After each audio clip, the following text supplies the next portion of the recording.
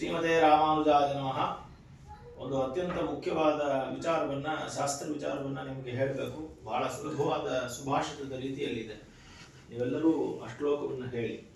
ಶಿಕ್ಷಾ ಶಿಕ್ಷಾ ಕ್ಷಯಂಗಚ್ಚತಿ ಕ್ಷಯಂಗಚ್ಚತಿ ಕಾಲಪರ್ಯಯಾತ್ ಕಾಲಪರ್ಯಯಾತ್ ಸುಬದ್ಧಮೂಲಾಃ ಸುಬದ್ಧಮೂಲಾಃ ನಿಪತಂತಿ ನಿಪತಂತಿ ಪಾದಪಾಃ ಪಾದಪಾಃ ಜಲಂ ಜಲಸ್ಥಾನಗತಂ ಜಲಂ ಜಲಸ್ಥಾನಗತಂ ಚ ಶುಷ್ಯತಿ ಶುಷ್ಯತಿ ಹುತಂಚ ದತ್ತಂಚ ಹುತಂಚ ದತ್ತಂಚ ತಥೈವ ತಿಷ್ಠತಿ. ತಥೈವ ತಿಷ್ಠತಿ.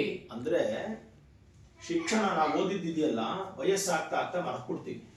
ಶಿಕ್ಷಾ ಕ್ಷಯಂ ಗಚ್ಚತಿ. ಕ್ಷಯಂ ಅಂದ್ರೆ ಏನು? ಕಮ್ಮಿ ಆಗ್ಬಿಡೋದು, ಮರ್ತೋಗ್ಬಿಡೋದು. ಓದಿದ್ದು ವಯಸ್ಸಾಗ್ತಾ ಆಗ್ತಾ ಮರ್ತೋಗುತ್ತೆ.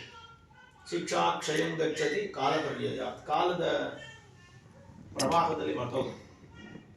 25ನೇ ವರ್ಷದ ತುಂಬಾ ಎಲ್ಲಾನು ಊರು ಹೊಡೆದು ಹೇಳ್ತಾ ಇರ್ತೀನಿ. 50, 60, 70, 80 ಆದ್ಮೇಲೆ ಎಲ್ಲ ಮರ್ತೋಗ್ಬೋದು.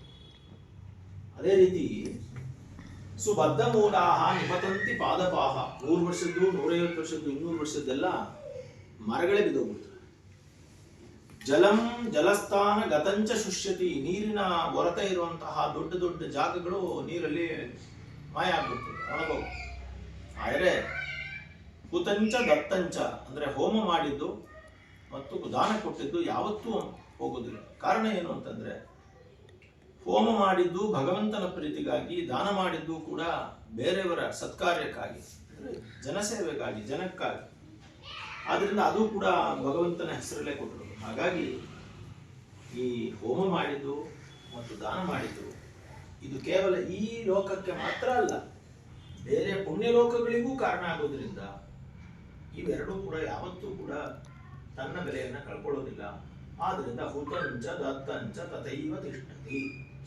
ಒಂದ್ಸಲ ಹೇಳಿ. ಶಿಕ್ಷಾ ಶಿಕ್ಷಾ ಕ್ಷಯಂಗಚ್ಚತಿ ಕ್ಷಯಂಗಚ್ಚತಿ ಕಾಲಪರ್ಯಯಾತ್ ಕಾಲಪರ್ಯಯಾತ್ ಸುಬದ್ಧಮೂಲಾಃ ಸುಬದ್ಧಮೂಲಾಃ ನಿಪತಂತಿ ನಿಪತಂತಿ ಪಾದಪಾಃ ಪಾದಪಾಃ ಜಲಂ ಜಲಂ ಜಲಸ್ಥಾನಗತಂ ಜಲಸ್ಥಾನಗತಂ ಚ ಶುಷ್ಯತಿ ಶುಷ್ಯತಿ ಹುತಂಚ ಹುತಂಚ ದತ್ತಂಚ ದತ್ತಂಚ ತಥೈವ ತಿಷ್ಠತಿ. ತಥೈವ ತಿಷ್ಠತಿ. ಶ್ರೀಮತೆ ರಾಮಾನುಜಾಯ.